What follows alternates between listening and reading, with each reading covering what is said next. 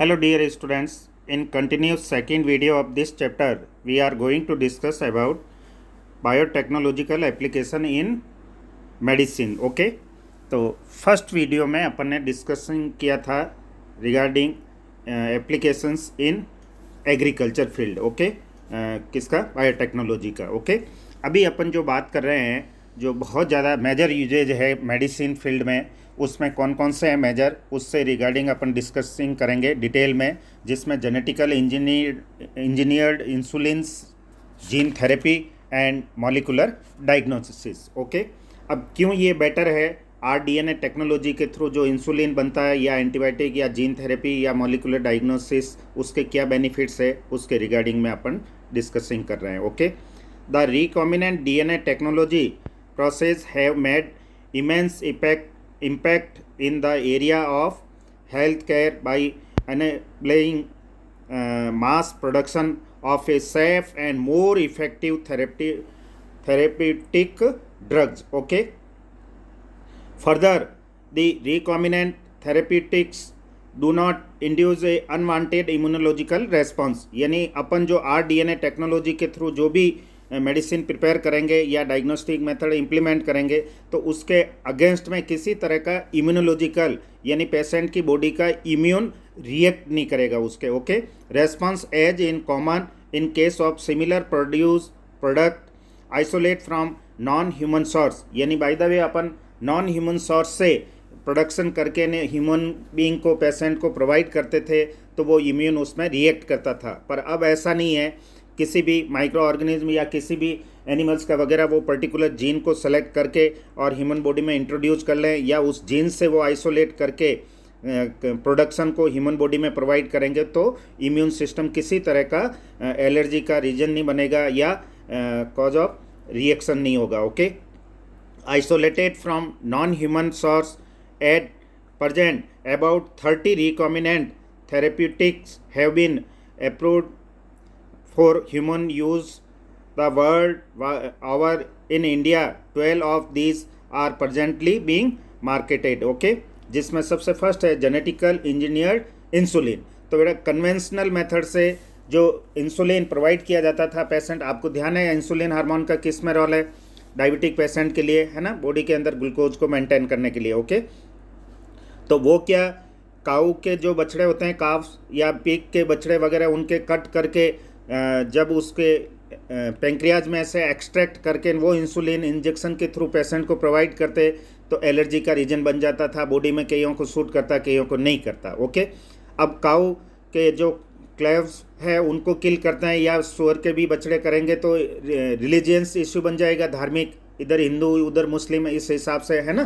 तो इससे बेटर है कि पेंक्रियाज में से बीटा सेल में से इंसुलिन प्रोडक्शन वाली जीन को सेलेक्ट करिए और वो बैक्टीरिया ई कोलाई में इंट्रोड्यूस कर दीजिए आरडीएनए टेक्नोलॉजी के थ्रू. जो अब आरडीएनए जो विथ बीटा इंसुलिन है ना, वो वाले, तो इजीली इंसुलिन का प्रोडक्शन रहेगा और वो पेशेंट को कितना ही प्रोवाइड कर दीजिए, किसी तरह का एलर्जी वगैरह या रिलीजियस इश्यू नहीं रहेगा, है ना. तो अब कैसे प्रिपेयर करते हैं जेनेटिकल इंजीनियर्ड इंसुलिन प्रोडक्शन की प्रोसेस क्या रहती है उसके रिगार्डिंग में अपन डिस्कसिंग कर रहे हैं. Okay, management of adult onset diabetic is possible by taking a insulin at a regular time interval.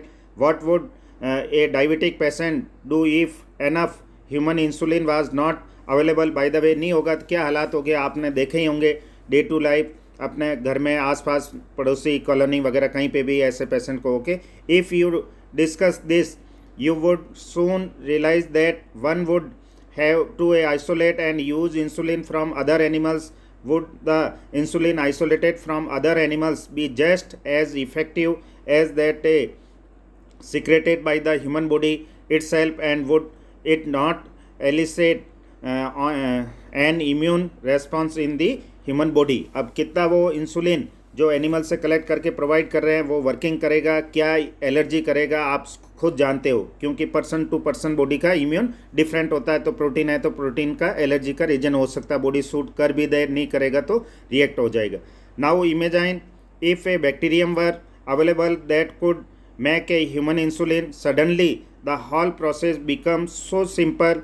You can easily grow a large quantity of the bacteria आराम से कल्चर मीडिया पर उस bacteria को insulin containing वाली plasmid के साथ aiding करके easily production कर सकते हैं and make as much insulin as you need. Okay, think about whether insulin can be orally administered to diabetic people or not. Why?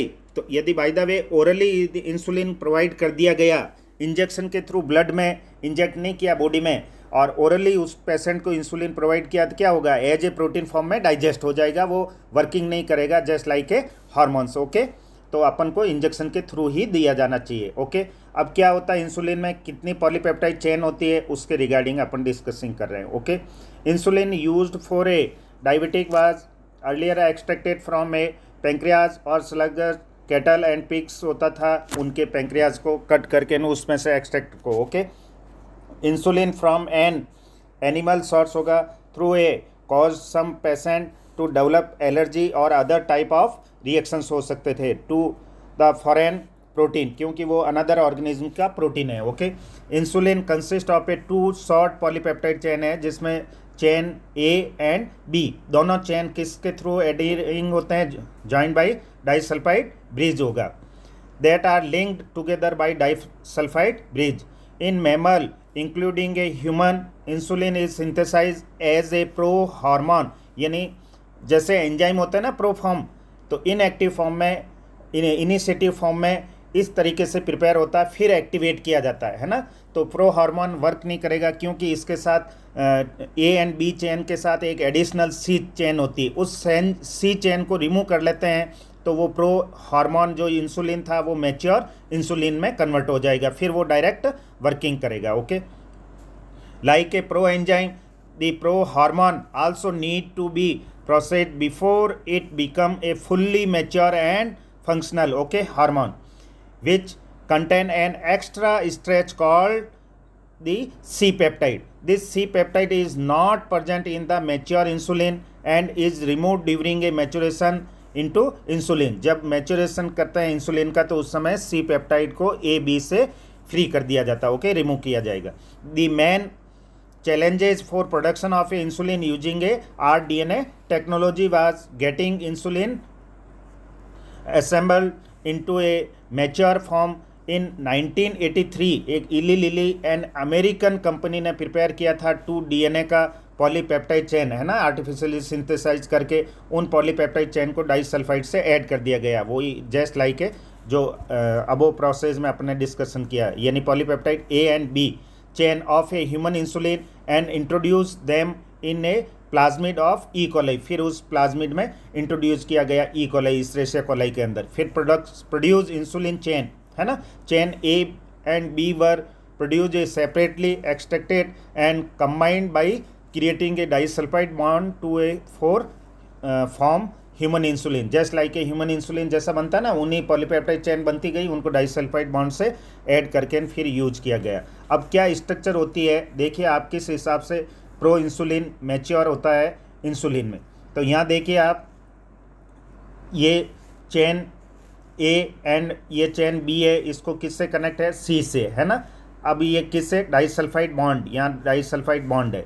इनमें से क्या किया, ये ए चेन को कनेक्ट रखा, बी को कनेक्ट रखा और सी चेन को फ्री कर दिया गया. तो अब जो ये इंसुलिन है, ये प्रो इंसुलिन से किस में, मैच्योर इंसुलिन फॉर्म में प्रिपेयर हो गया, ये पेशेंट को ईजिली प्रोवाइड कर सकते हैं. तो अब जितना चाहे लार्ज स्केल पे प्रोडक्शन कर सकते हैं इंसुलिन का बाय हेल्प ऑफ बायोटेक्नोलॉजी या जेनेटिकल इंजीनियर के थ्रू है ना. केवल एक इंसुलिन प्रोडक्शन वाली जीन सेलेक्ट करनी पैंक्रियाज की बीटा सेल से, ई कोलाई से एडेरिंग कर लीजिए, फिर कल्चर कर दीजिए बायो रिएक्टर के थ्रू और प्रोडक्शन और सेपरेशन करके प्योरीफाई करके मार्केट में फॉर्मुलेशन करके सीधा सप्लाई में दे दीजिए. ओके, सेकेंड जो यूज है इन मेडिसिन फील्ड में बायोटेक्नोलॉजी का, वो है जीन थेरेपी. देखो कितना इंपॉर्टेंट है, क्योंकि ये ऐसी डिजीज होती है transmit from generation to generation, और इसका परमानेंट कोई क्योरिंग मेथड नहीं है. ओनली एक मेथड है, वो कौन सा है, रेक्टिफाई किया जाता है जीन थेरेपी. क्योंकि जीन के डिफेक्ट, एक्टिवेट, म्यूटेंट, डिलीट वगैरह जो भी डुप्लीकेशन जैसा भी हो, तो जीन को प्रॉपर रेक्टिफाई कर दे या हेल्दी जीन से रिप्लेस कर दे तो वो परमानेंट क्योर हो जाएगा है ना. तो क्या होती है जीन थेरेपी, किस पेशेंट को फर्स्ट टाइम ये प्रोवाइड की गई, क्या एग्जाम्पल है उसमें एडीए से related. Okay, if a person is born with heredity disease can a corrective therapy, जो करेक्टिव थेरेपी है वो कौन सी, gene therapy, be taken for such a disease. Gene therapy is an attempt to do this. Gene therapy is a collection of method होगा that allow a correction of a gene defect that has been diagnosed. जो gene आपने diagnosed किया है उसके through वो disease हो रही है, तो उस डिफेक्ट जीन को रिप्लेस कर दीजिए. चाइल्ड और एम्ब्रियो, जितना हो सके possible early stage of embryonic में उसको रिप्लेस कर दो. हेल्दी जीन तो परमानेंट क्योर हो जाएगा. Here gene are inserted into a person cell and tissue to treat a disease. Correction of a genetic defect involve delivery of a normal gene into the individual or a embryo to take over the function of and compensate for the non-functional gene. जो non-functional gene है, defective gene है, उनको healthy gene से replace कर दीजिए. अब for example देखिए, the first clinical gene therapy was given in 1990 to a 4-year-old girl with a adenosine deaminase ADA deficiency वाले. इस एडिनेज की डेफिशिएंसी से, है ना, एडिनोसिन डीएमिनेज डेफिशिएंसी वाले पेशेंट के अंदर इम्यून सिस्टम वर्क नहीं करेगा. अब इसमें कौन कौन से मेथड है जो टेम्परेरी ट्रीटिंग है, परमानेंटली क्योर नहीं है, जबकि हेल्दी जीन से अर्ली स्टेज ऑफ एम्ब्रियोनिक होती है, वो सभी सेल में ये एडीए वाली जीन रिप्लेस कर दी जाए डिफेक्टिव वाली, तो 100% क्योर हो जाएगा, है ना. दिस, अब हेरिडिटी डिजीज़ कौन कौन से, आप हीमोफीलिया है, कलर ब्लाइंडनेस है, बहुत सारे हैं जिसमें अपन यहाँ एडीए के थ्रू जो 4 ईयर ओल्ड गर्ल में प्रोवाइड की थी फर्स्ट टाइम, उसके रिगार्डिंग में डिस्कस कर रहे हैं. This enzyme is crucial for the immune system to function, immune system के लिए, है ना. The disorder is cause due to the deletion of the gene. Gene की डिलीट हो जाने की वजह से बॉडी में उस पेशेंट के अंदर इम्यून फंक्शनिंग में नहीं रहता. For adenosine deaminase in some children's ADA deficiency can be cured by bone marrow transplantation. बहुत सारों के अंदर bone marrow ट्रांसप्लांटिंग करके किया जाता. अब bone marrow ट्रांसप्लांटिंग है वो ब्लड प्रोडक्शन वाले सेल्स के लिए रेस्पॉन्सिबल है, पर वो भी टेम्परेरी है, जब तक वर्क करेगा तब तक नहीं करेगा, फिर बंद हो जाएगा, है ना. In other it can be treated by enzyme replacement therapy, या फिर एडीए जो आर्टिफिशियली सिंथेसाइज है वो एंजाइम अब जब जब देंगे तब तक वर्किंग होगा, उसके बाद फिर स्टॉप हो जाएगा.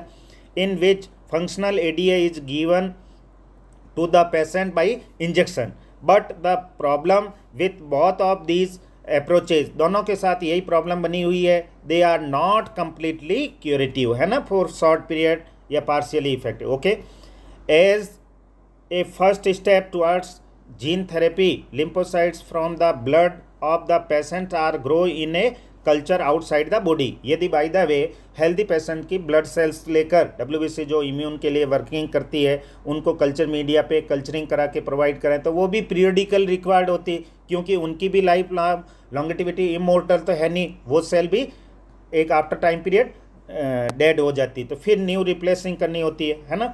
ए functional ADA cDNA using a retroviral vector होगा is then introduced into these lymphocytes which are subsequently returned to the patient होगा. However, as these cells are not immortal, आप जानते हो अच्छी तरह ये भी कोई immortal है नहीं, तो फिर पीरियडिकल जॉइंट डेड हुई सेल्स बॉडी में फिर रिक्वायर है पेशेंट को प्रोवाइड करिए, तो ये बार बार रिपीट करना होगा process.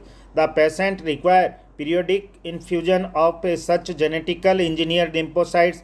However, if the gene isolate from a marrow cells producing, यानी अपन ऐसा किया जाए कि बोन मैरो में से हेल्दी जीन उन लिम्फोसाइट से सेपरेट आउट करिए और रिप्लेस कर दीजिए डिफेक्टिव जीन को अर्ली स्टेज ऑफ एम्ब्रियो, तो 100% क्योर हो जाएगा, है ना. इसको जीन थेरेपी बोलते हैं. ADA is introduce into a cells at early embryonic stage. It could be permanently cure. इस तरीके से अपन इजीली परमानेंट, तो यहाँ एडीए का एग्जांपल बताया गया जो इम्यून सिस्टम फंक्शनिंग के लिए रेस्पॉन्सिबल डिफेक्टिव जीन डिलीशन होने से हो जाता है.